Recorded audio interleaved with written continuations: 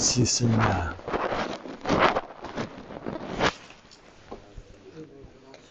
Merci Annie.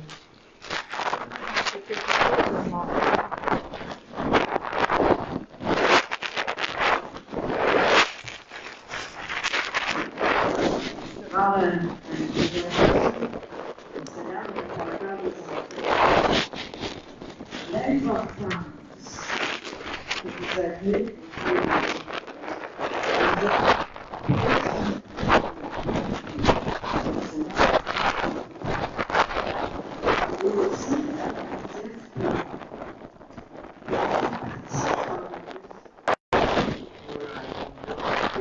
c'est important que vous soyez c'est important que vous soyez unis.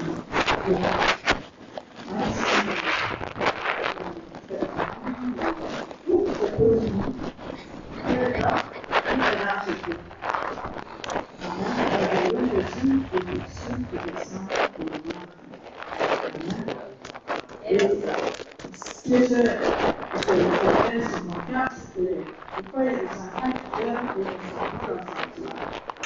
Soit les parents, les gens qui commencent à leur dire, c'est important que les enfants soient participés et qu'ils s'habituent à la présence de Dieu. Ils s'habituent à rester en haut et à la présence de Dieu. C'est pas juste pour les adultes. Le Saint-Esprit agit pas juste pour les adultes, mais pour les enfants aussi. Il y a des choses particulières avec les enfants. Particulières à votre âge.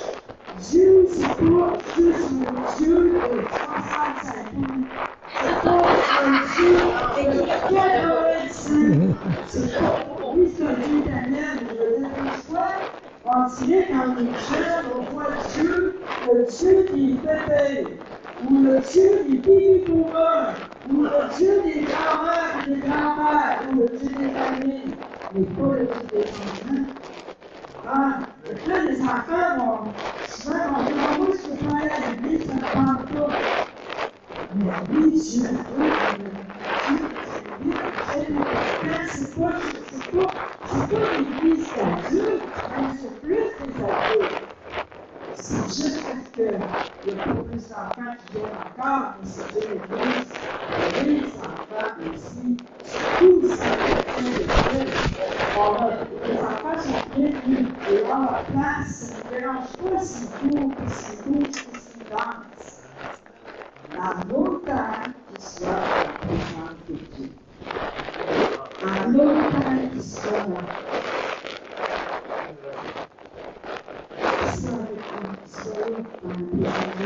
mais aussi attendre que notre essence, je le sais, attendre ce que Dieu, voir ce que Dieu fait, comprendre. C'est vraiment difficile à comprendre pour les enfants, c'est quelque chose. Mais c'est en persévérant, en continuant de prendre de l'âge, à grandir, à comprendre les choses. Mais Dieu est petit par le livre par le livre compréhension de lui. Il veut faire avec nous. Le sait avec nous. Amen. Alors, je vous encourage, je suis sur le route, je vais aller et Amen. Alléluia. Alléluia.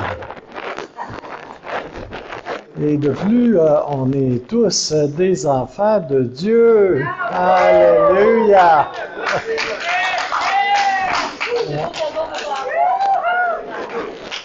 Vous savez, il y a quelqu'un qui a déjà dit, à part les vieillards dont il est parlé dans l'Apocalypse, là, qu'il y a au ciel, là, il n'y a personne qui est vieux.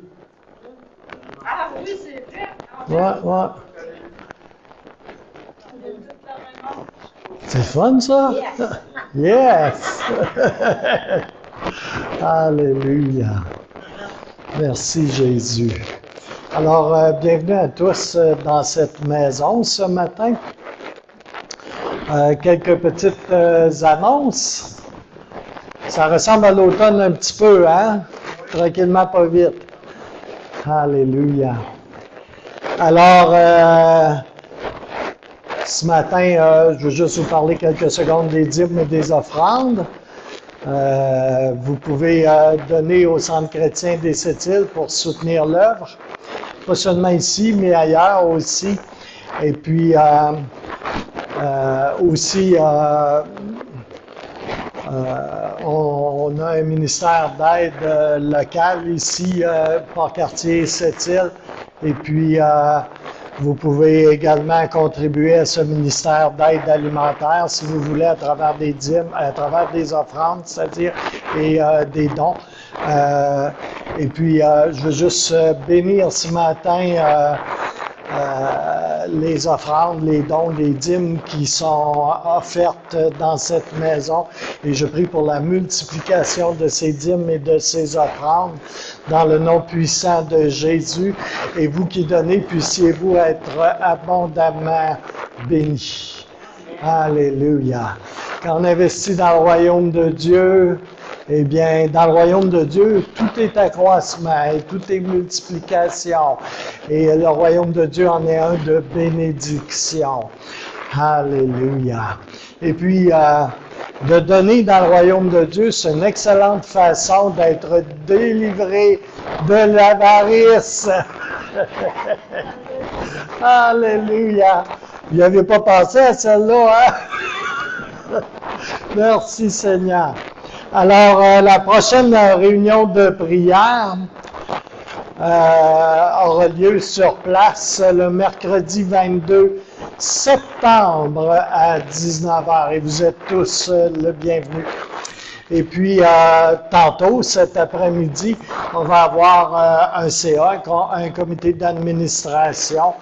Et puis, les personnes qui sont sur ce comité sont conviées à cette réunion, qui est une réunion de diacres pour gérer les affaires du Centre chrétien des Sept-Îles, les affaires de papa. Alléluia. Merci Seigneur.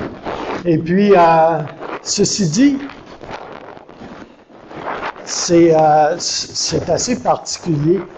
J'ai été frappé l'autre fois par... oh, je ne l'ai pas ici. Ah, il est sur mon téléphone, mais c'est pas grave. Il y a quelqu'un qui a laissé une carte d'affaires, tu sais, comme... Non, tu m'as donné une carte d'affaires. Ouais, je vais aller vérifier juste.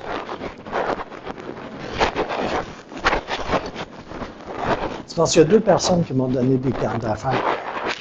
Quasiment dans la même semaine. Juste...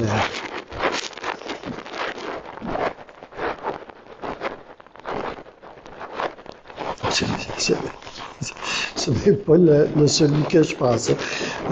C'est un autre ouvrier qui a laissé sa carte d'affaires dans la porte. Puis je pensais que c'était le révérend Labelle qui était passé dans la même semaine. Puis j'ai été frappé par quelque chose qui était écrit sur sa carte d'affaires. Et puis il y avait ses coordonnées, tu sais, puis tout ça, tu sais. Mais c'était écrit sur sa carte d'affaires que l'Église, dont il est le pasteur, c'était la meilleure place en ville pour recommencer sa vie. Hein? C'est-tu assez bon? Ça m'a vraiment frappé. J'ai dit, mais, tu sais, c'est comme, c'est bon, ça! Alléluia! Ce qui m'a donné à penser, ben, ici, le Centre chrétien des Sept-Îles, c'est la meilleure place pour recommencer sa vie. Amen. Amen. Peu importe de quel horizon on peut venir, peu importe dans quel état on peut être, dans quelles conditions on vient à la maison, ou revient à la maison, et même si on n'est pas parfait, on n'a pas besoin d'être parfait. On en connaît un qui, lui, est parfait. Eh bien, même si on n'est pas parfait, on peut faire cette déclaration de foi et d'existence ce matin en Jésus-Christ. Et on peut dire, dans cette maison, on fait vrai. On fait des erreurs. On fait des excuses. On fait des secondes chances. On fait des accolades et de saints baisers. On fait dans le pardon. On a du plaisir. On est animé, vivant et quelquefois un peu bruyant. Et c'est tout correct. On honore et on respecte la personne. On fait dans l'amour. On aime Dieu. On aime les gens. Et on aime la vie. La vie que l'on a dans le Seigneur. On aime la vie. Alléluia. Alors, bienvenue à la maison. Et vous pouvez inviter des gens à la maison aussi. Alléluia. Juste au cas où vous vous demanderiez. Tout le monde est le bienvenu à la maison du Père. Alléluia. Alors, j'ai vraiment aimé ce qui était écrit sur cette lettre d'affaires. Alléluia. On pourrait dire, pour paraphraser ce qui est écrit sur cette carte d'affaires, on pourrait dire simplement pour commencer à nouveau, c'est une excellente place. Pour commencer à nouveau avec le Seigneur, pour être enraciné et fondé dans la saine doctrine du plein évangile. Ou pour recommencer sa vie en étant enraciné et fondé dans toute, et je dis bien toute sa parole. Sa parole ne consiste pas à un chapitre, à une phrase, à une partie pour négliger le reste. La Bible est la révélation plénière de qui est Dieu et de sa volonté pour chaque croyant, pour chacun d'entre nous. Je crois vraiment que c'est ici en ville et de très loin la meilleure place pour être enraciné et fondé dans la présence de Dieu. Dans la présence de Dieu.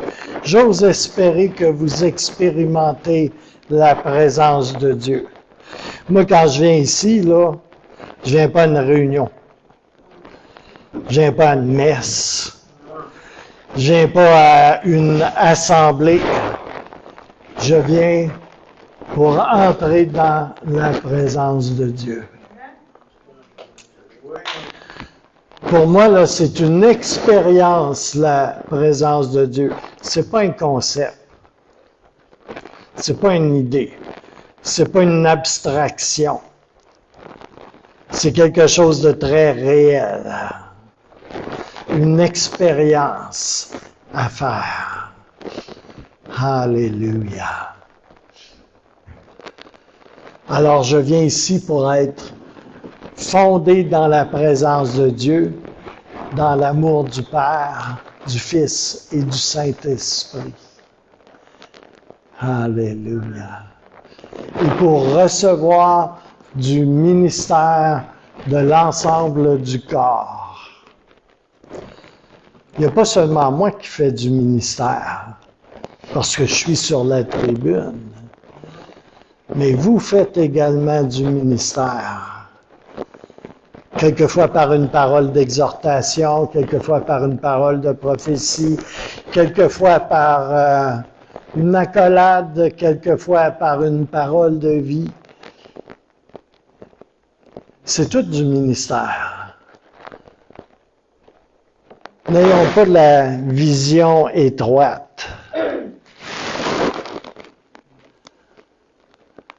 Mais réalisons qu'on est membre d'un corps. Et que chaque membre a son rôle et son importance. Alléluia. Est-ce que je peux avoir un amen? Amen. Alléluia. Alléluia. Ceci dit, j'ai partagé sur la page Frères et Sœurs et sur la page Facebook du Centre chrétien des Sept-Îles 2 petits vidéoclips qui mettent en scène des gens de la communauté Amish aux États-Unis. Amish, c'est le mot allemand. C'est comme ça qu'ils s'appellent eux-mêmes, là. Mais grosso modo, ce sont des descendants des Anabaptistes. Ils sont aussi, on peut les appeler des Ménonites, bien qu'il y a des distinctions entre Anabaptistes, Ménonites, Amish, on va dire. Et peu importe leur doctrine ou la façon dont ils se sont retirés du monde et qu'ils se sont mis à part du monde, il n'en demeure pas moins que ce sont des chrétiens. Et j'ai mis sur la page Facebook un vidéoclip dans lequel l'acteur américain Harrison Ford tient un rôle dans un film qui est appelé Witness, le témoin. Et c'est intéressant à regarder parce qu'il présente un peu, à travers le film, qui est un thriller policier, soit dit en passant, là, mais qui présente vraiment de bien des façons le mode de vie des Amish. Beaucoup de leurs valeurs, et c'est comme leurs valeurs sont bibliques, indépendamment de leur position, application et doctrine. Et ces 2 vidéoclips-là illustrent bien des principes bibliques qui sont assez évidents, juste à regarder les images. Et les Amish ne sont pas les seuls, évidemment, à manifester ce genre d'unité, de cohésion en tant que communauté. Il y a peut-être une trentaine d'années, ça m'est revenu la semaine passée, ces images-là. J'ai trouvé ça un peu particulier parce que je pense que c'est le Seigneur qui m'a ramené ces images-là. Mais il y a un peu moins d'une trentaine d'années, le surintendant du district du Québec à cette époque était Gary Connors. Puis Gary Connors, il enseignait beaucoup et très souvent avec des extraits de publicité, de films, tout ça. Je sais pas où ce qui arrivait à les dégoter, là, il devait avoir un filon en quelque part. Mais c'était toujours très parlant. Puis des fois, c'était carrément un extrait d'une publicité, tu sais, qui pouvait avoir été fait en Europe ou on ne sait pas trop où, tu sais, comme là. Puis c'était comme tu regardais ça, tu sais, comme c'était quelquefois humoristique, mais c'était toujours porteur de quelque chose, c'est d'un message. Et puis, il avait utilisé l'extrait du film d'Harrison Ford, où est-ce qu'ils construisent une grange. Et puis, ils se mettent tous en commun pour construire une grange. Tout le monde est là, hein? Les petits-enfants, les madames, les adolescents, les hommes, les femmes, tu sais, ils sont tous là, puis ils sont tous en train de faire quelque chose. Ils sont tous en train de contribuer. Puis, je sais pas, vous avez peut-être jamais vu ça, des granges souvent, ils demeurent en campagne, hein, les Amish, puis tout ça, ils vivent de l'agriculture à l'ancienne. Ils n'ont pas de moteur, ils n'ont pas d'auto, ils n'ont pas de tracteur, ils n'ont pas rien de tout ça. Mais ils font les choses à l'ancienne. Ils sont séparés du monde moderne, hein. Ils refusent la technologie, la mécanique, tout ça, ils se tiennent loin de ça. Ils utilisent des chevaux encore, tu sais.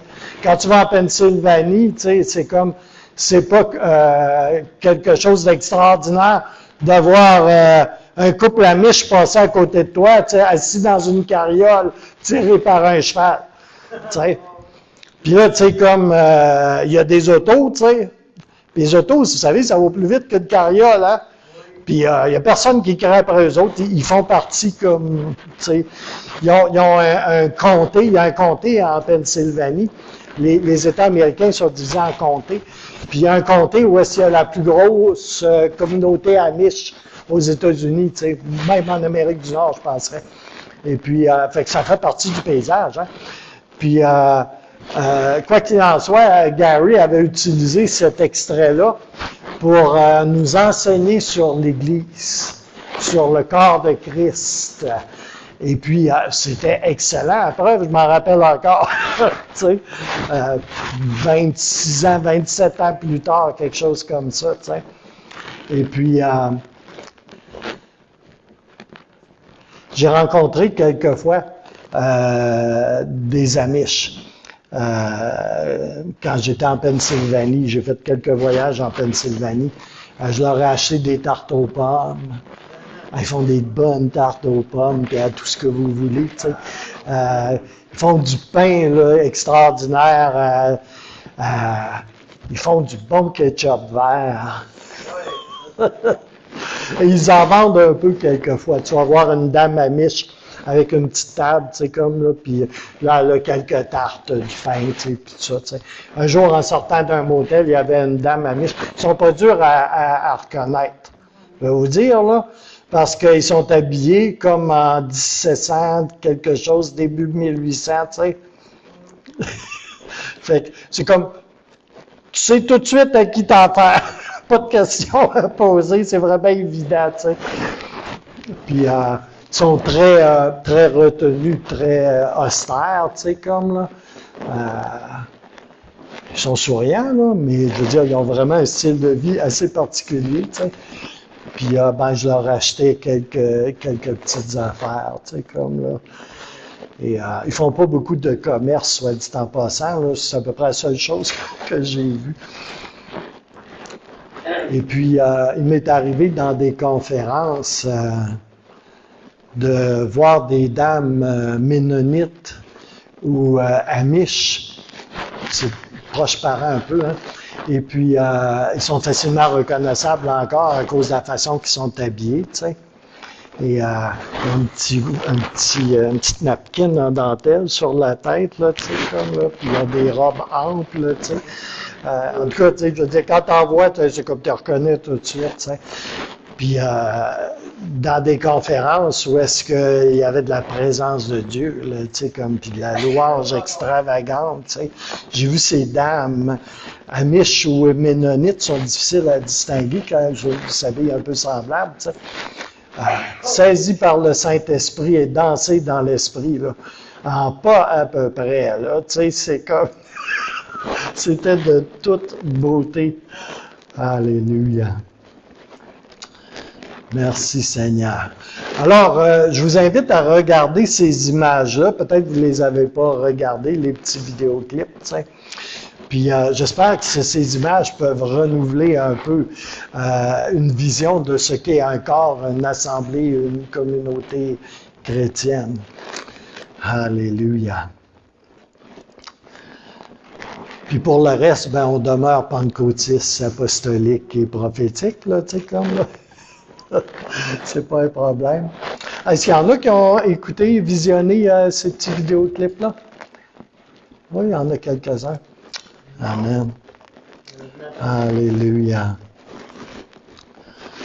Alléluia. Il y a beaucoup de valeurs, de principes bibliques qui sont mis en action à travers ces images. Que ce soit en anglais, ça n'a pas la moindre importance. Les échanges verbaux là, sont vraiment pas importants. C'est vraiment comme les images. Alléluia. Bon, on voit vraiment à travers ces vidéoclips, je vais passer à autre chose, mais on voit vraiment l'unité. On voit vraiment la mise en commun des efforts. On voit la solidarité. On voit plein de valeurs bibliques. T'sais. Moi, j'ai vu le film autrefois, il y a très longtemps au complet.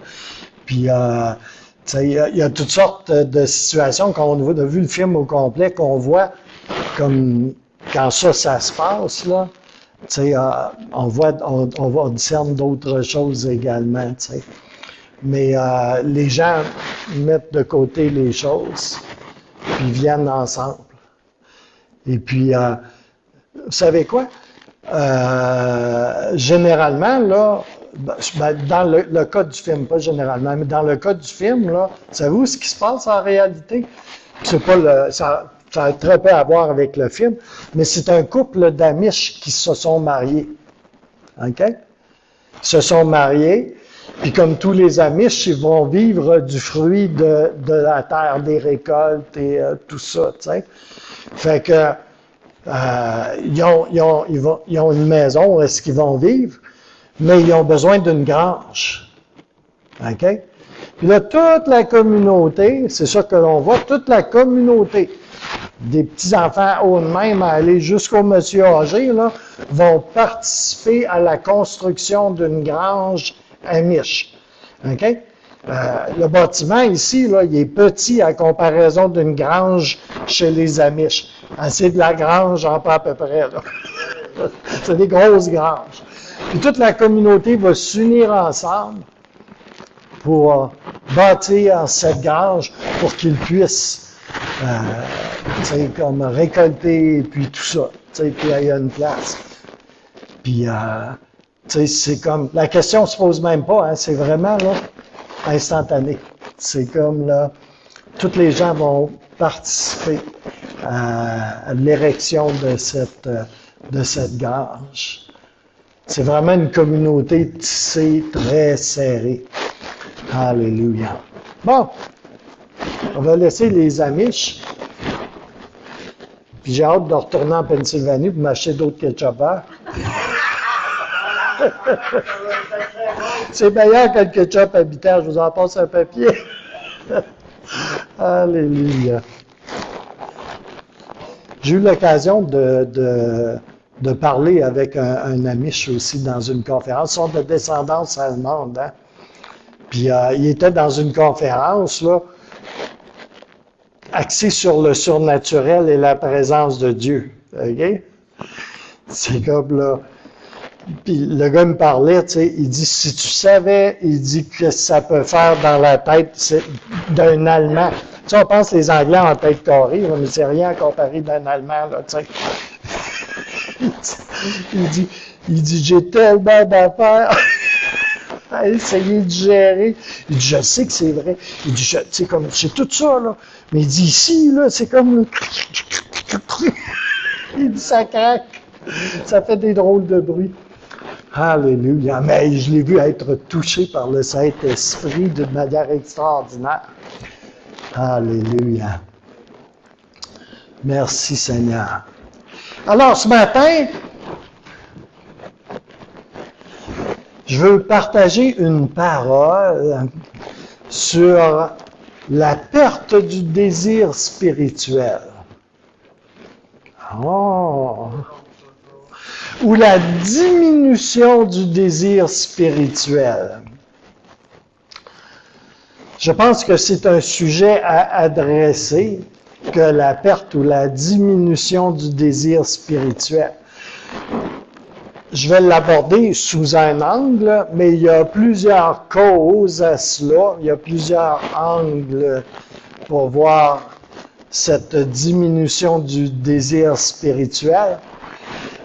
Cette problématique de la perte du désir spirituel, mais je vais l'aborder sous l'angle de l'attaque spirituelle qui nous conduit, qui nous amène à voir notre désir spirituel, notre faim et notre soif de Dieu diminuer. Est-ce que vous savez que le but de toute attaque spirituelle est de vous détourner de ce que Dieu veut faire dans votre vie? Oui? C'est vraiment ça. On pense que c'est toutes sortes de choses, là. T'sais. Ah, il me veut du mal, il veut ci, il veut ça, tu sais, comme là. Non, ce qu'il veut, là, c'est vous détourner de ce que Dieu veut faire dans votre vie. C'est son objectif central. Il aimerait bien ça vous détruire complètement, là. Mais c'est difficile de faire ça à un enfant de Dieu. OK? C'est plus facile de le faire dévier continuellement. Ça, c'est vraiment, comme disent les enfants, fafa. Facile, fafa. Alléluia. Alors, il cherche à nous détourner de ce que Jésus veut faire dans notre vie. Et je vais le faire en plusieurs points. Mais le premier point, c'est pourquoi le premier signe avant-coureur qu'on est sous attaque, ça va se caractériser par une perte de désir spirituel. On devient indolent. On devient mou. On devient tranquillement indifférent. On a une perte ou une diminution de désir, de faim, de soif spirituelle. Et vous savez, on ne vit pas seulement et uniquement par les sentiments et les feelings. OK? On est d'accord là-dessus. Mais en quelque part aussi, il y a une différence à faire quelque chose simplement par obligation, par habitude, par routine, par devoir religieux.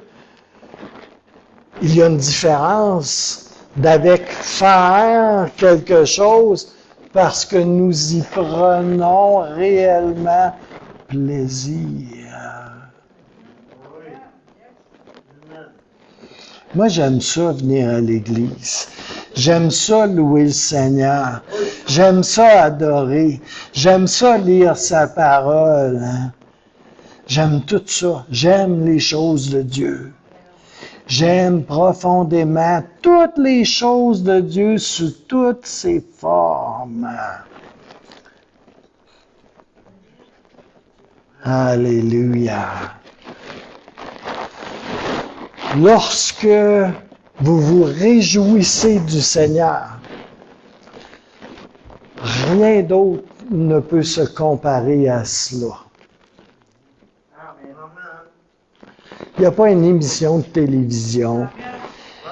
Il n'y a pas une game de hockey. Il n'y a pas une activité, une partouze dans le monde ou whatever qui se rapproche de cela. Puis t'as même pas mal à la tête le lendemain. Alléluia.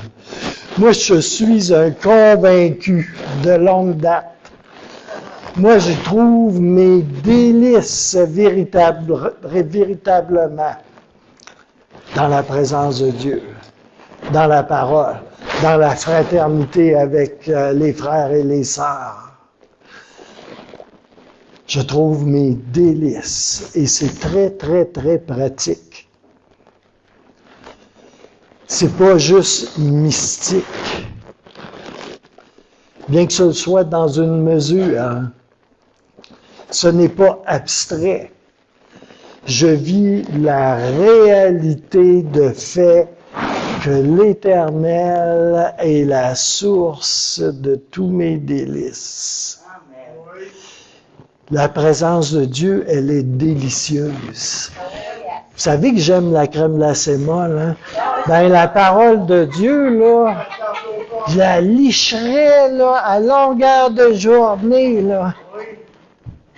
C'est la plus belle et grosse crème glacée molle au chocolat que je connaisse. Je me tanne pas. Ça fait même pas monter mon diabète. Ça fait même plutôt le contraire. Alléluia. Et c'est là que je trouve tous mes besoins. Tu as besoin de quoi, Gilles? J'ai besoin de Jésus. Alléluia. C'est de ça que j'ai besoin. Quand je l'arrache, savez-vous c'est quoi j'ai besoin? D'un gros chèque, d'une bonne nouvelle, d'un beau sourire, de ma bosse qui me dit qu'elle m'aime au pénitencier. Non. J'ai besoin de Jésus. Alléluia. Parce que je sais que ma boss, ça peut changer d'idée à un moment donné. Elle va peut-être être jalouse. Elle va dire, t'aimes plus les gars du trou que moi. Là, je dirais pas oui, là, parce que je vais m'attirer du trouble. Alléluia. Le psaume 37, versets 3 à 5, nous dit ceci. Confie-toi en l'Éternel et pratique le bien.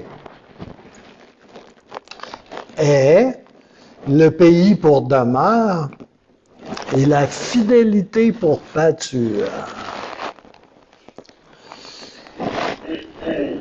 Fais de l'Éternel tes délices, et il te donnera ce que ton cœur désire. Si tu fais de l'Éternel tes délices, là, c'est quoi tu penses que ton cœur va désirer? Un char neuf? Tu vas désirer des choses qui viennent de Dieu. Les choses qui viennent de Dieu, là, ils ne viennent pas nécessairement de chez Nissan, ou de chez Walmart, ou de chez Lambert, ou de chez on ne sait pas trop où. Hein? Mais quand tu fais de l'Éternel tes délices, là, tu as des désirs en accord avec celui que tu trouves si délicieux. Il y en a qui ne comprennent pas ça, hein? C'est comme, mais c'est réel. Verset 5, recommande ton sort à l'Éternel, mets en lui ta confiance et il agira.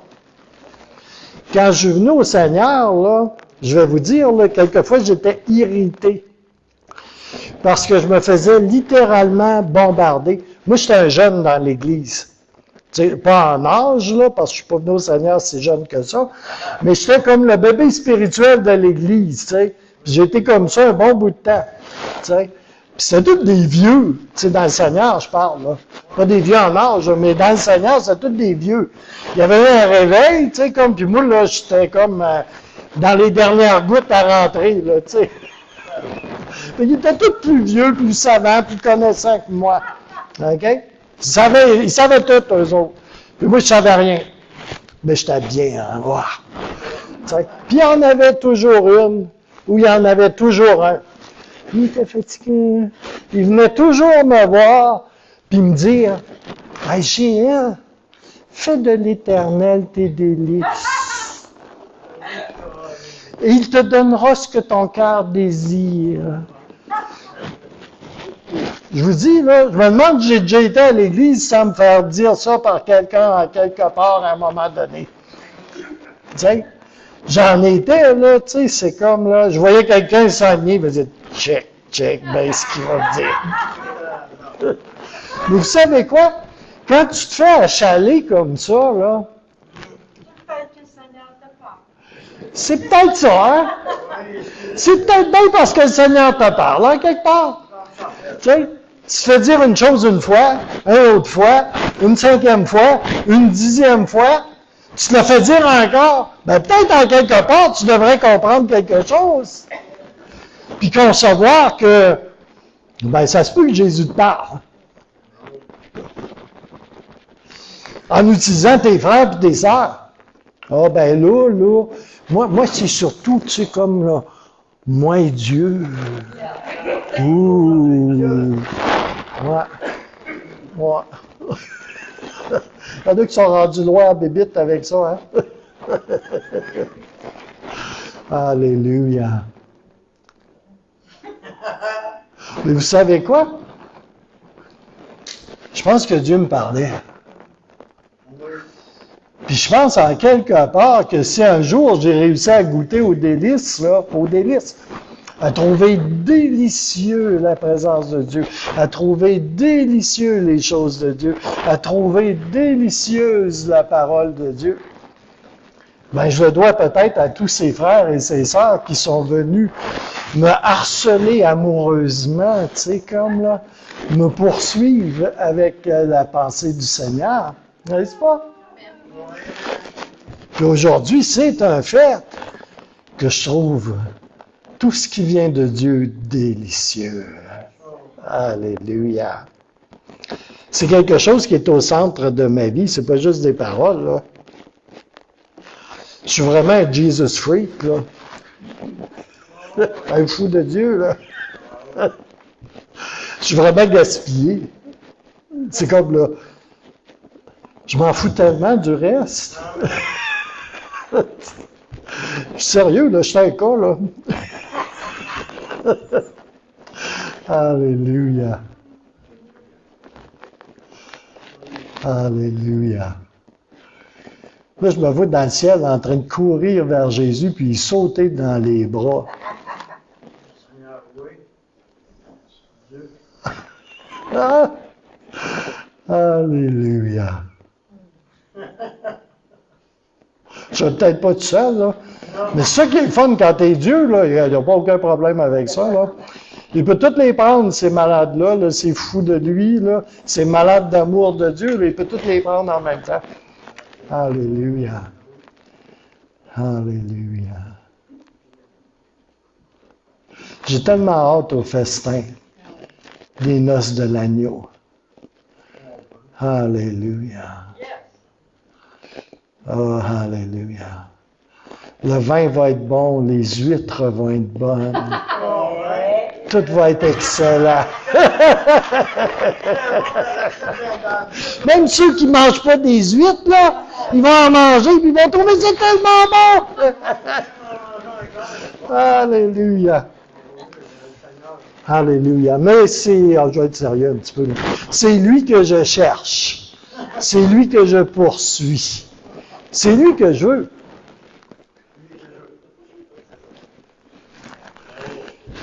Et pas nécessairement ce qu'il me donne, à cause de qu'est-ce qu'il me donne. J'aime bien ça quand le Seigneur me donne quelque chose. J'aime vraiment ça.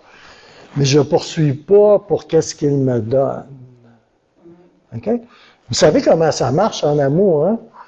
Tu sais, c'est comme là, tu sais, comme, je poursuis pas France dans la cuisine puis dans le salon, tu sais, pour qu'elle me donne quelque chose. Tu sais? Je la poursuis parce que je l'aime. Des fois, elle me trouve bien tannant, là, mais il reste que c'est ça quand même. Alléluia. Mais je l'aime quand elle me fait du dessert, là. Alléluia. Mais voyez-vous, je veux plus la personne de Dieu que sa main. Il y en a beaucoup, là, ils sont après la main de Dieu. Ils veulent la main de Dieu. Tu sais, comme là. Tu sais. Tu sais, puis sa main nous donne des choses extraordinaires. Mais moi, là, c'est pas tellement sa main ou son pied. Mais c'est lui que je veux. C'est lui que je poursuis. C'est sa personne. Pas qu'est-ce qu'il me donne. Puis je vais prendre tout qu'est-ce qu'il veut me donner. Mais c'est lui que je cherche. C'est lui que je poursuis. Parce que je sais que c'est en lui que je trouve tous mes délices. Qu'il me donne ou qu'il me donne pas. Alléluia. Et j'aime follement tout ce qu'il fait. Tout ce qu'il peut manifester, je l'aime. Pourquoi? Parce que ça me parle de qui il est. La manifestation, la révélation, en vérité, parle toujours de qui il est vraiment. Et ça transmet aussi continuellement quelque chose qui participe de sa personne. J'aime bien les miracles, les guérisons, les manifestations, la nuée, toutes les choses surnaturelles qui peuvent se produire autour de moi. J'aime vraiment ça. Alléluia. Parce que ça me parle de qui il est. Ça m'aide à découvrir plus qui il est vraiment. Alléluia. Ça me parle de son amour, de son désir d'être avec moi. Parce que c'est lui qui me laisse voir quelque chose. Oui. C'est pas moi qui, par mes efforts ou mes forces, arrive à voir quelque chose. Dieu, c'est lui qui se révèle toujours. Je suis pas assez intelligent, puis smart, puis connaissant pour arriver à découvrir qui il est. C'est lui qui se révèle dans sa grâce. Et quand il le fait, là, en dedans de 5 secondes, je reçois plus que ce que j'aurais pu étudier pendant 10 ans. À son des Écritures, à m'arracher les cheveux de sa tête, puis à raisonner. Je l'ai vu bouleverser des choses dans ma théologie en une fraction de seconde, par une petite révélation. Puis là, tout le château de cartes s'écroulait. Puis là, j'adorais le Seigneur. Je me disais, Mike, t'es encore plus, t'es encore meilleur, t'es encore plus bon que tout ce que je pouvais imaginer. Alléluia. Quelqu'un de passionné pour Jésus-Christ trouve du plaisir dans les choses de Dieu. Et ça, c'est une équation certaine. Quelqu'un qui n'aime pas les choses de Dieu, là, je ne sais pas c'est quoi qu'il fait. Quelque chose comme ça, ou je ne sais pas trop quoi, là.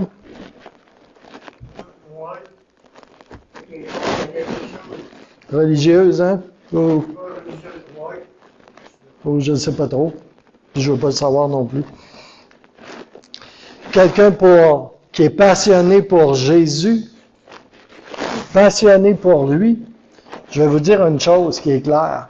Il est passionné pour son corps, à Jésus aussi. Il est passionné pour le corps de Christ, qui est l'Église, qui est l'Assemblée des saints, qui est l'interaction, la fraternité des enfants de Dieu. Et ça non plus, c'est pas une abstraction.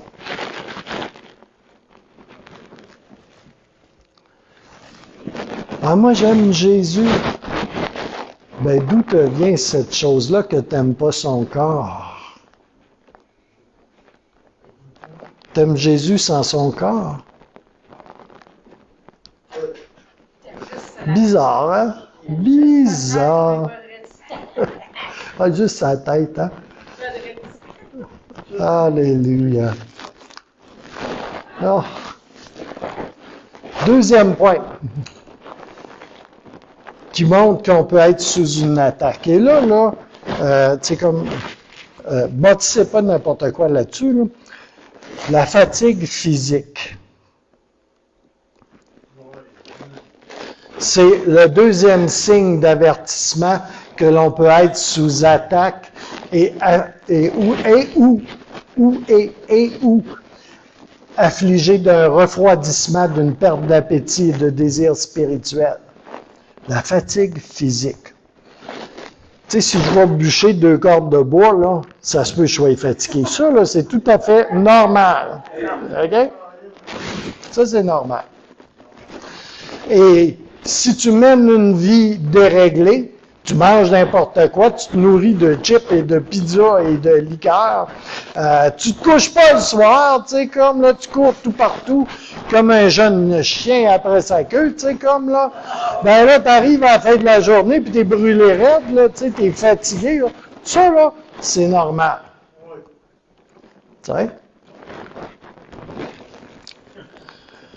Je sais que ça semble pas très spirituel, mais l'affaire de la fatigue, là, c'est vraiment très spirituel. Savez-vous pourquoi?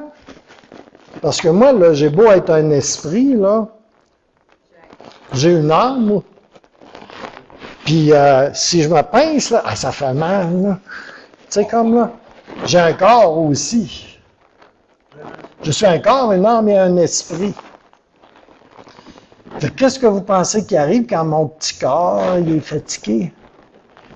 Hein, il y a d'autres choses aussi qui s'en ressentent. C'est normal, c'est logique. Alors, si mon corps est faible, ou il est affaibli, ou il est fatigué, cela permet à des choses d'entrer dans mon âme. Et cela permet à ces choses d'affecter négativement mon esprit. Oh mon âme, pourquoi es-tu abattu au-dedans de moi? Alléluia.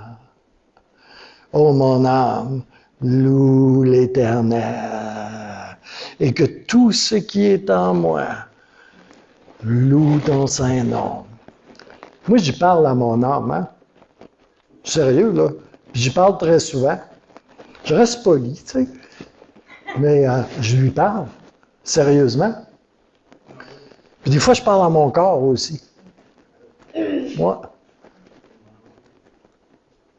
Amen. Alléluia. Plusieurs fois, nous faisons face à nos plus grandes attaques. Juste avant qu'on ait une genre de grande promotion dans le Seigneur. Puis des fois, puis ça, là, des fois, on s'en attend pas, juste après qu'on ait eu une belle victoire dans le Seigneur. Là, mon gars, tu as l'impression que l'enfer se déchaîne. Là, tu viens fatigué. Pensez à Élie, hein? Il s'est piqué une trille après la confrontation avec les prêtres de Baal, hein? C'est comme là, il s'est piqué une trille, là, puis il est allé se cacher, tu sais, puis c'est comme là, il est parti de là pour se ramasser là, hein? Une chance qu'il y avait des corbeaux qui amenaient du McDonald's puis de la pizza, parce qu'autrement, il se serait laissé mourir de faim.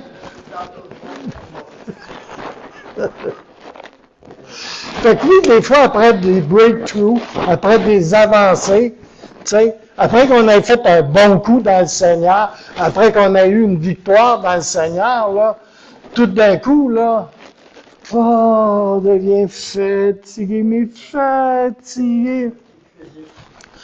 Alléluia. Lorsqu'on traverse cette épreuve, il est bien possible que cette épreuve,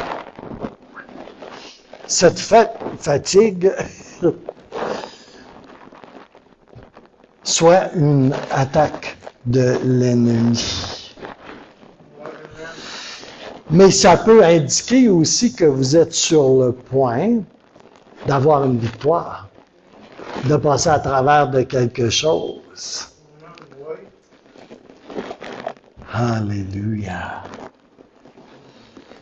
Quand les hyènes ricanent, quand les coyotes de l'enfer hurlent et jappent autour de vous, je ne sais pas si ça vous est déjà arrivé, là. Alléluia. Des fois, j'ai l'impression d'être un gigot d'agneau, tu sais, entouré de coyotes. Alléluia. C'est que quand ça arrive souvent, là, on est très, très proche d'un trésor. Un trésor dans le royaume de Dieu. Alléluia. Alléluia. Troisièmement, je vais essayer d'aller plus vite. Troisièmement, une attaque par manque. C'est quoi tu veux dire, là? Le troisième signe que vous pouvez être attaqué est une attaque par manque. Carence de, absence de, manque quelque chose, manque de quoi? Puis là, il y a des moments là où est-ce qu'il semblerait que toutes vos ressources sont épuisées comme en même temps. Puis là, il manque ça, il manque ça, il manque ça, il manque ça. L'ennemi, souvenez-vous-en, attaque toujours pour vous faire détourner les yeux de Jésus et mettre vos yeux ailleurs, sur quelque chose d'autre. En l'occurrence, sur ce qui vous manque. C'est très rare hein, qu'il va vous montrer ce que vous avez. Et vous avez beaucoup, parce que vous êtes en Jésus. Bien souvent, il va vous faire mettre les yeux sur l'argent. L'argent.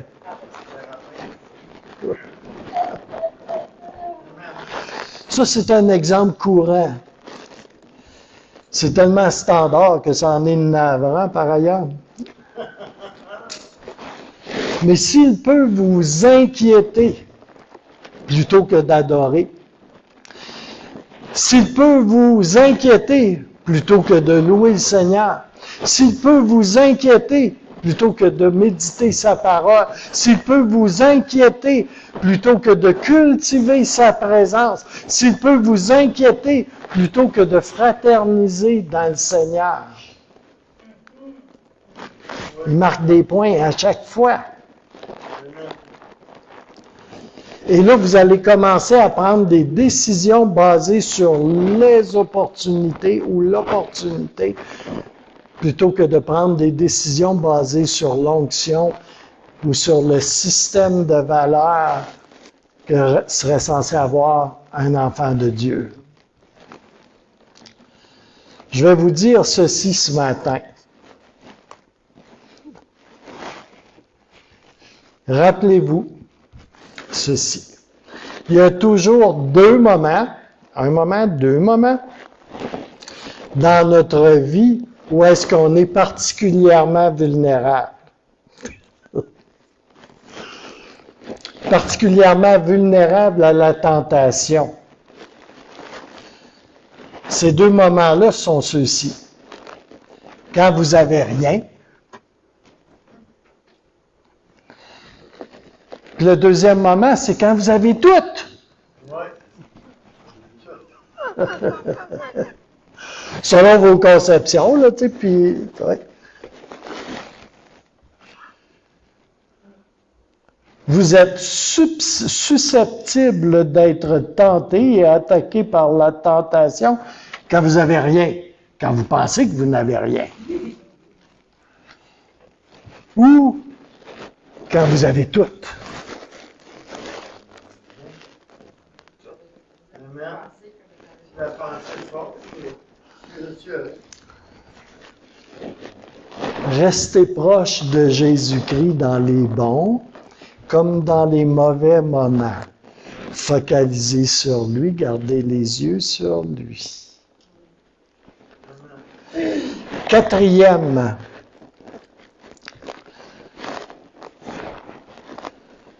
quand on a une vie de prière faible, c'est souvent parce qu'on est victime d'une attaque spirituelle. Le quatrième signe que vous subissez une attaque spirituelle, c'est une vie de prière qui s'affaiblit. Évidemment. Tu ne pourrais pas veiller à être en communion, en relation, à être avec moi 1 heure, va dire Jésus à ses disciples. Puis il leur dit, veillez et priez de peur que vous ne tombiez en tentation. L'esprit est bien disposé, mais la chair, tu sais, la chair, là, la chair, elle est faible. Matthieu 26, versets 40-41. Quand ta vie de prière diminue, et quand elle s'éteint même, parce que chez certains, elle est éteinte, c'est que tu es sous attaque. L'ennemi, là, va travailler à ça, détruire ta vie de prière, ta vie de communion, d'intimité avec Dieu, là. Il va travailler fort pour ça. Il sait qu'est-ce que ça a comme effet. 5e signe d'une attaque, quand on se sent dépassé et impuissant. Moi, c'est souvent comme... J'ai souvent ce signe-là, si vous voulez. Il y a des fois, là, je me sens complètement dépassé. Je me sens complètement insuffisant. Pas juste impuissant, là, mais insuffisant. Beaucoup parce que je suis face à des situations extrêmes, très souvent, là. C'est comme là. Ça ne sera pas avec une belle petite parole, là, puis un biscuit chinois, là, ou je ne sais pas trop quoi d'autre, là, que je vais faire une différence en quelque part, là. T'sais, ou avec une belle parole là, clé qu'on utilise quelquefois. Ah, ça va bien aller. Et oui, tu sais, le gars est déboîté de partout, tu sais, ah, ça va bien aller.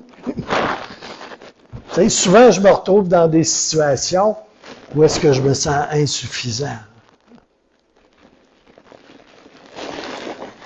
Quand on se sent dépassé par les circonstances, ça pourrait être un signe qu'on est sous attaque. Parce qu'on est des enfants de Dieu, frères et sœurs.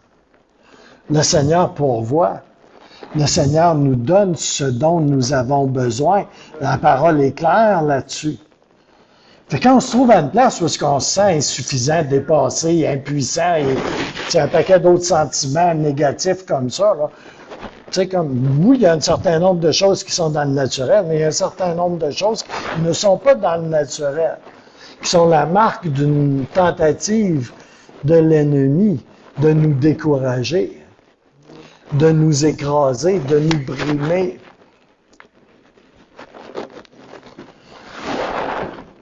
Quand on se sent dépassé par les circonstances. Vous savez, le mot circonstance. Tu sais, on a tous des circonstances dans nos vies, hein? Partout où nous allons, chacun d'entre nous, on a des circonstances dans nos vies. Tu sais, il arrive des affaires dans la vie, là. OK? OK? Le mot circonstance vient de deux mots. OK? Circum, du latin. La première partie du mot circonstance vient du mot latin circum. Savez-vous ce que ça veut dire, circum? Ça veut dire encercler.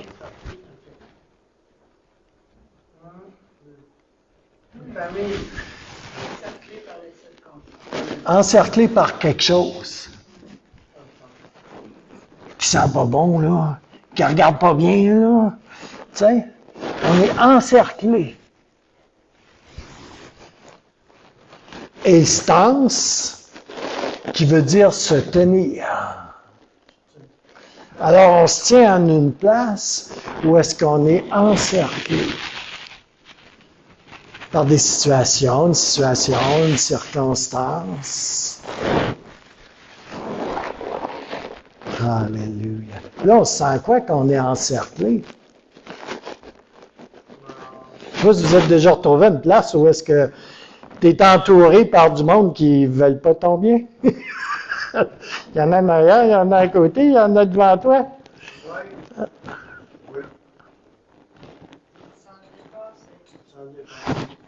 Tu te sens dépassé, tu te sens pas bien, hein? C'est comme là, tu te sens pogné, puis c'est vrai.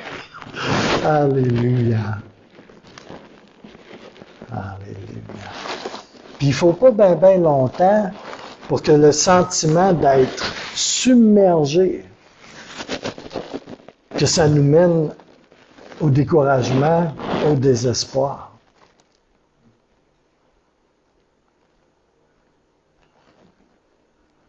Là, je vais vous faire une confession, là. Il y a des fois, là, je me retrouve tellement bas, là, ça n'arrive pas souvent, c'est vraiment assez rare. Mais ça paraît quand je suis là. OK? Parce que là, je me sens, là, comme pogné, là. Tu sais, comme, là. Je me sens encerclé. Puis là, je viens décourager, là, tu sais, comme, là, je perds de vue le Seigneur. Ah, ta passage, ça se peut pas. Dire, là, t'as me fichu de bonne place pour ça. Alléluia. Mais quelquefois, je me sens tellement encerclé que je perds de vue Jésus. C'est où ça casse? Quand je commence à louer le Seigneur. Quand j'ouvre ma Bible. Quand je commence à prier en langue, quand je commence à louer et à adorer le Seigneur, hey, ça casse de partout. Alléluia. Puis des fois, c'est très soudain. Tu sais, je m'en attends pas nécessairement, là. Des fois, là, ça me frappe, pareil comme un train. Je n'ai même pas vu venir, je ne sais même pas d'où ça vient. Puis bien souvent, quand je discerne d'où ça vient, quand je mets le doigt sur... C'est quoi qui m'a fait ça, là? Des fois, ça peut être 2 mots. Juste 2 mots. Des fois, ça peut être quelque chose de tellement, en bon québécois, innocent, là. Tu sais.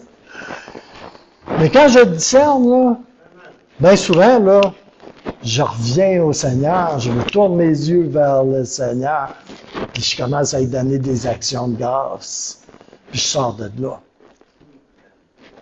Je peux pas vous dire ce que ça ferait si je resterais là, là. Ça serait pas bon, ça.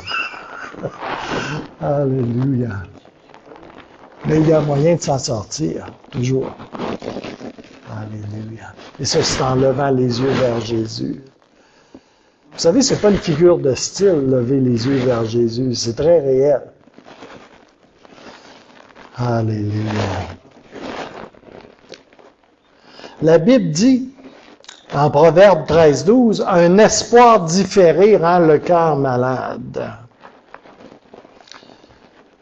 La Bible nous dit aussi, « La foi est la substance des choses qu'on espère, l'évidence des choses qu'on ne voit pas. » Hébreux 11.1.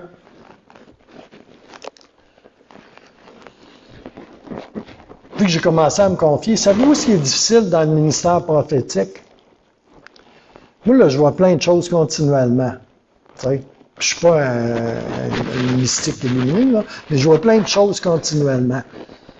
À travers le don prophétique, le manteau prophétique. Tu sais, c'est comme, ça n'arrête pas.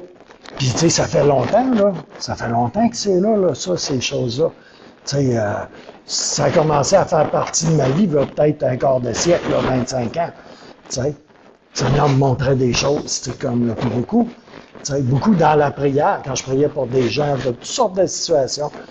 Quand je dirigeais l'intercession, c'est vraiment, là, continuel. Tu sais, savez-vous ce qui est difficile? C'est parce que là, tu as la perspective du ciel, puis là, tu regardes à l'horizontale. Puis tu dis, hey, mon âme. Ouh! Là, tu as besoin d'embarquer dans un espace de foi. Hein? Puis tu sais, Hébreux 11.1, là, tu as besoin d'aller là. Alléluia. Puis Romains 1.17 nous dit, mon juste vivra par la foi. Et la foi vient de où? Par la Bible qu'on mémorise. Non, la foi vient parce que l'on entend. Yes. C'est quand tu vois, puis t'entends, là, de Dieu, là. Tu as besoin d'aller dans un espace de foi. Alléluia. 6e, c'est excellent. Les vieilles habitudes et les modes de vie refont surface. Le 6e signe que vous subissez une attaque spirituelle est que de vieilles iniquités commencent à faire surface dans votre vie. Tu sais, les vieilles affaires, tu pensais te débarrasser, là, boum, ça revient. Tu sais, comme là, Qu'est-ce qu'une iniquité? Certains considèrent les iniquités comme ces vieilles habitudes sur lesquelles votre âme veut se replier lorsque les choses vont pas comme tu veux. Vous savez, ces petites choses-là qui donnent à la chair des bons petits bonbons, là, tu sais, du nanane, qui lui font tellement plaisir. Si cela commence à se produire, n'ignorez pas la conviction du Saint-Esprit qui est censé être là. 7e, et je finis avec ça pour ce qui est des attaques de l'ennemi, Quand on s'éloigne, quand on commence à s'éloigner des relations divines. Et quand je parle des relations divines, là, je ne parle pas seulement des relations avec Dieu. Toi, ma frère, puis mon frère, ça c'est le côté anglais de Gilles Larose. Toi, mon frère et ma frère, là, tu fais partie des relations divines que j'entretiens. Disquette? Disquette, là. Ouais. Alléluia.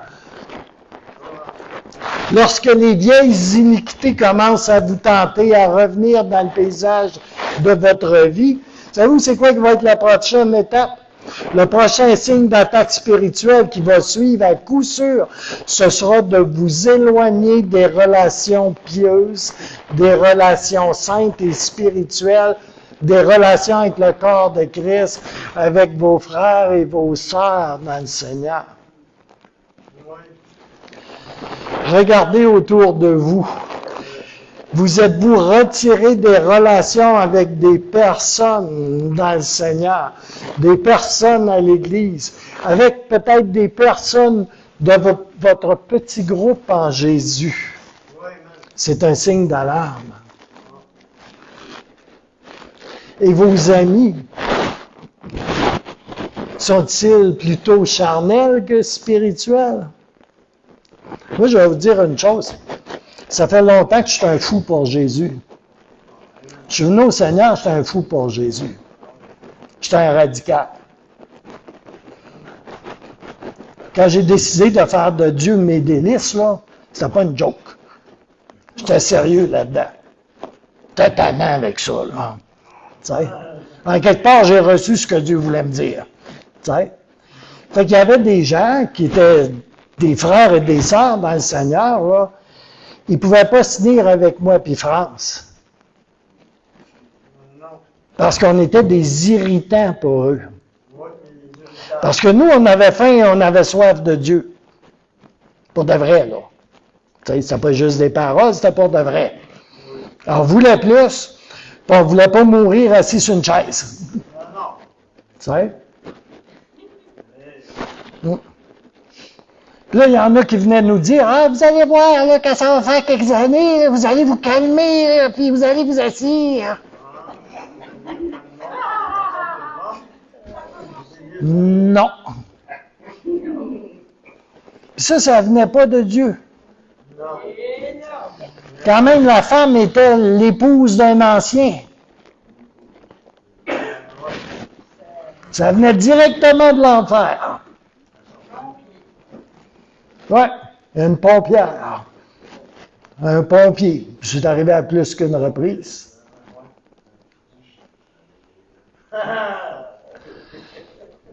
Ça me fait penser, il y a une fois, on était dans un hôtel, je ne me rappelle plus à quelle place qu'on était.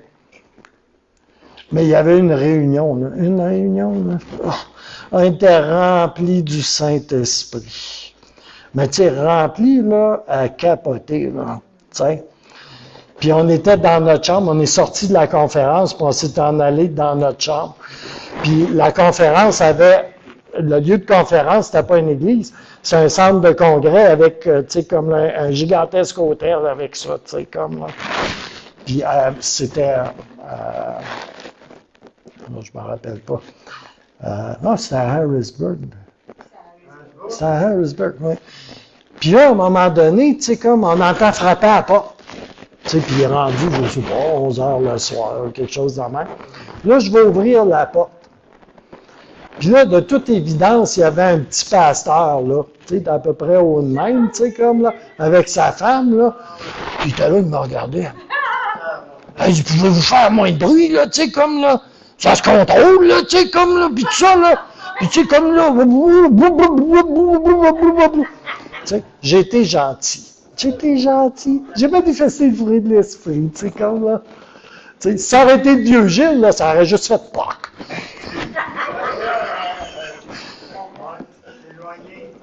Mais on le dérangeait, monsieur. Le Saint-Esprit le dérangeait. Je suis sûr qu'il était assis dans la réunion, là, les fesses serrées, les oreilles molles, là, arrangé de même, il devait se protéger du Saint-Esprit. Juste pour dire. Alléluia. Vous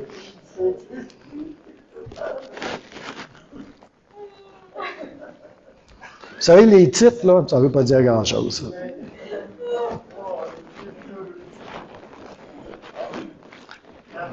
Alléluia. Mais si vos amis sont plus charnels que spirituels, moi, il ne t'a fait pas autour de moi, je m'excuse, mais c'est vraiment ça que c'était. Si votre cercle d'amitié est constitué de gens charnels, vous savez, un chrétien peut être charnel. Quelqu'un qui n'est pas sauvé, qui ne connaît pas Dieu, il n'est pas charnel. Tu sais, il est juste dans le monde. Il est juste dans le naturel. Il est juste séparé de Dieu. Tu sais, ça, c'est autre chose. Mais si votre cercle d'amitié, c'est cela, là, vous trébuchez. En vérité, vous titubez sur le champ de bataille. Et c'est comme si vous vous exposiez en Bermuda par en gougoune sur un champ de bataille, et l'ennemi, lui, il a une belle grosse cible là, au niveau de votre tête. Puis rendu là, je peux vous dire une chose, c'est qu'il vise très bien. Puis son tableau de chasse est très parlant. Son tableau de chasse, là, c'est pas des têtes d'ornial puis de chevreuil sur le mur. Là. Il y en a d'autres. Huitièmement, et je vais finir avec ça et je vais aller hyper rapidos. Huitièmement, voici 5 choses à ne pas faire. OK? 5, ne pas faire. Pour briser l'attaque de l'ennemi. Une fois que vous vous êtes réveillé et que vous avez pris position contre l'ennemi, voici les 5 choses à ne pas faire dont vous devez vous souvenir. 1. N'oubliez pas que c'est Dieu qui vous a fait.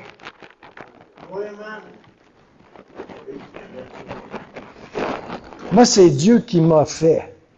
OK? C'est Dieu qui vous a fait. Vous sortez pas de chez un cordonnier, là, ou de je sais pas trop où. C'est Dieu qui vous a fait. OK? Puis Dieu sait ce qu'il fait. Il y a au moins lui qui le sait. Dieu, quand il vous a créé, là, il vous a créé en pensant aux tempêtes que vous traverseriez. Vous me comprenez? C'est important. C'est important. Et il vous a équipé. Et vous allez réussir en lui. Vous allez être victorieux en lui. Quand Dieu vous a créé, choisi et appelé, il savait que vous alliez affronter des tempêtes et des batailles. N'oubliez jamais cela. Et il vous a équipé pour cela. Il a de quoi pourvoir pour faire face et tenir ferme.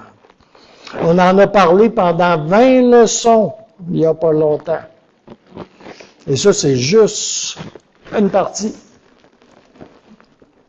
Deuxièmement, n'abandonnez pas, n'abandonnez jamais le temps et le lieu de la prière. 2 choses essentielles pour une vie de prière réussie. Un temps de prière et un lieu de prière. Amen. Et il y a les lieux de prière corporative aussi. Où est-ce que 2, 3, 4, 5, 10, 12, 200 se mettent ensemble pour prier. Alléluia. Troisièmement, n'abandonnez pas la place du pouvoir, de l'autorité, de la puissance et de la protection pourvue de Dieu pour vous. Votre Église est ce lieu. Quatrièmement, ne renoncez pas au pouvoir du partenariat, de l'association, de l'unité. Il est bon d'être entouré de personnes qui ont un mandat, une onction, et il est bon d'être en relation avec des personnes qui ont quelquefois vécu beaucoup plus longtemps que nous, ou qui ont fait beaucoup plus que nous, et qui peuvent nous donner de sages conseils.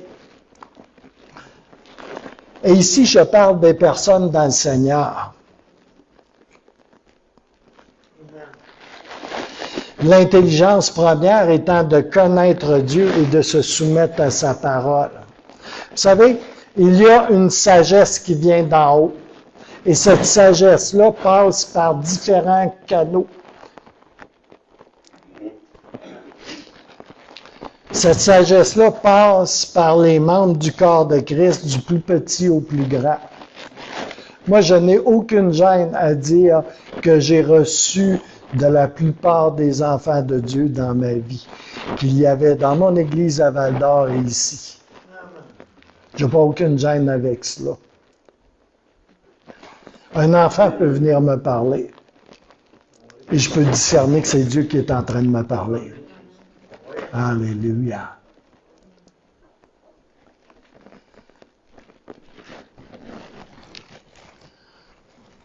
J'ai vu des enfants prophétiser dans l'onction.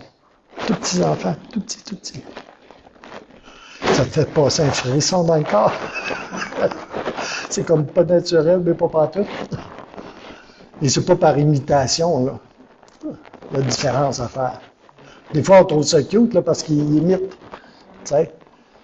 Mais il y a des fois que ces petits-enfants-là, là, sont saisis par l'Esprit de Dieu, remplis de l'Esprit de Dieu, pour relâcher quelque chose. Et ça, là, c'est impressionnant. Alléluia.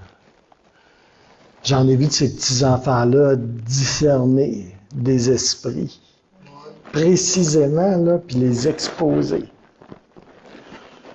Wow! Ça s'appelle un esprit qui se fait déculotter à peu près. Il reste juste une chose à faire, puis c'est vrai. Disparaître. S'en aller. Alléluia. Cinquièmement, ne vous déconnectez pas de la protection pastorale. J'ai souvent vu des gens attaquer que j'aurais voulu approcher et aider, mais ils ont refusé. N'attendez pas que l'ennemi vous déchire pour demander de l'aide à ceux qui ont un rôle pastoral dans votre vie. N'attendez pas, comme c'est souvent le cas, qu'il soit trop tard ou que ça soit rendu à la limite de ce qui peut être enduré. C'est pas vraiment nécessaire de se rendre là où tu es à l'extrême limite, ou d'attendre que l'incendie déclenché par le pyromane de l'enfer ait atteint les colonnes de soutien, le solage et les fondations de ta vie, de ton cas, de ta famille. Pas nécessaire d'attendre jusque-là, là. Tu sais? Alléluia. Si vous êtes attaqué, vous pouvez vous armer contre les stratagèmes de l'ennemi, vous équiper pour combattre et gagner. Soyez-en certains. N'oubliez pas que Dieu vous a bâti. Je sais là, qu'on est là, puis on pense à soi, on se diminue, on se voit pas comme Dieu nous voit. On a une vision déformée de qui on est. Bien souvent, là, ça prend quelqu'un d'autre pour venir te voir. Et ça, c'est une des choses dans le corps. Ça prend quelqu'un d'autre pour venir te voir et te dire quelque chose qui est très évident. Que lui voit, là, comme le nez au milieu de la face. dans ta vie spirituelle, dans qui tu es.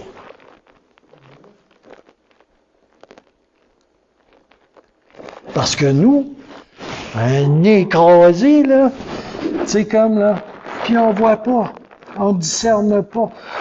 On est très mauvais juge de soi-même. Très, très mauvais juge de soi-même. Si je vous disais tout ce que je vois dans chacune d'entre vous, là, vous seriez probablement terriblement gênés.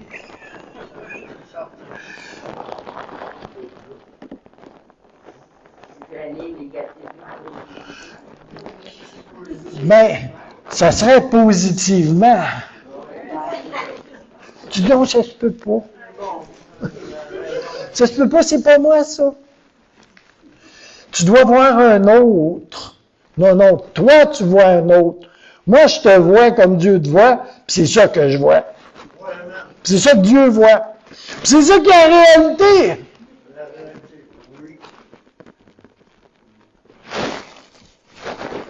Alléluia. Ça m'est déjà arrivé de le faire, hein?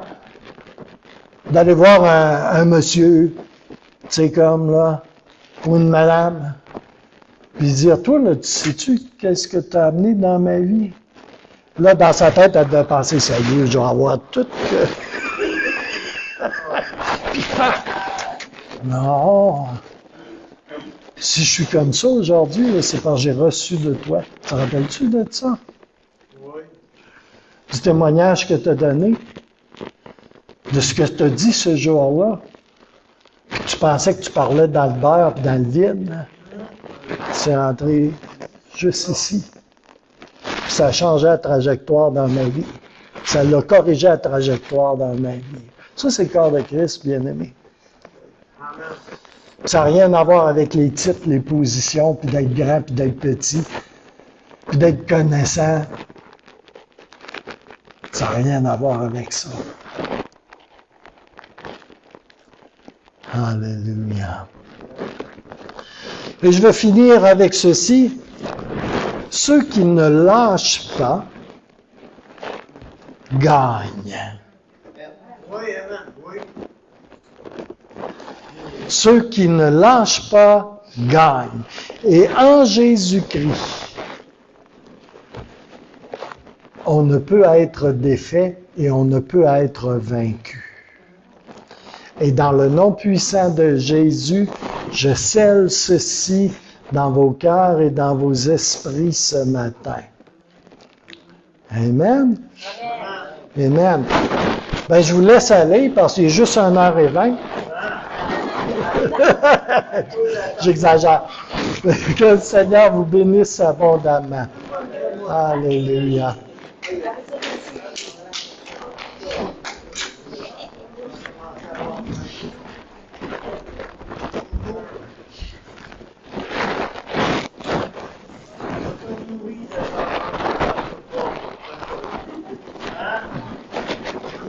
J'ai aimé ça, parce que j'avais de la tarte au fond.